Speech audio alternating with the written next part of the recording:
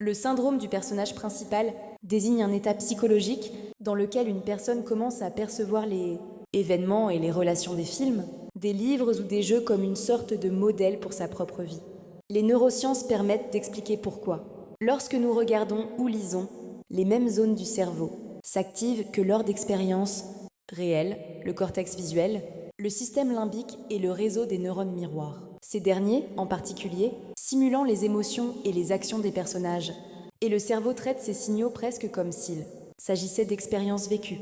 C'est pourquoi une immersion profonde dans une histoire peut temporairement brouiller la frontière entre fiction et réalité. Lorsqu'une personne s'expose fréquemment et intensément à ce type de contenu, surtout s'il est chargé émotionnellement, ses connexions neuronales peuvent progressivement se modifier, renforçant les schémas de comportement qu'elle vit à l'écran.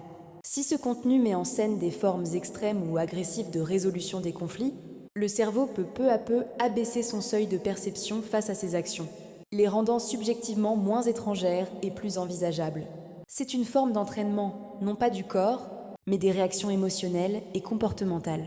Dans mon expérience, je me souviens d'un cas marquant lié à l'arrestation, d'un individu possiblement responsable d'une série d'actes dangereux.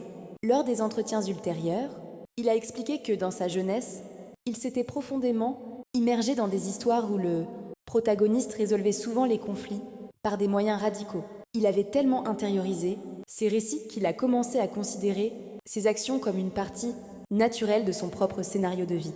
Selon lui, dans des moments critiques, il n'avait pas le sentiment de franchir une limite interdite. Son cerveau traitait ses décisions comme s'il s'agissait simplement du chapitre suivant d'une histoire familière. Je réfléchis souvent à la fragilité de cette frontière mentale et à la rapidité avec laquelle elle peut s'effriter sous le poids des histoires des autres. Pourquoi une personne regarde la même chose, puis va simplement se faire un thé, tandis qu'une autre fait un pas dont on ne revient pas? Et peut-être la question la plus troublante pour moi, en tant que profiler, est la suivante. De quoi sont réellement faits les pensées et les images dans notre esprit?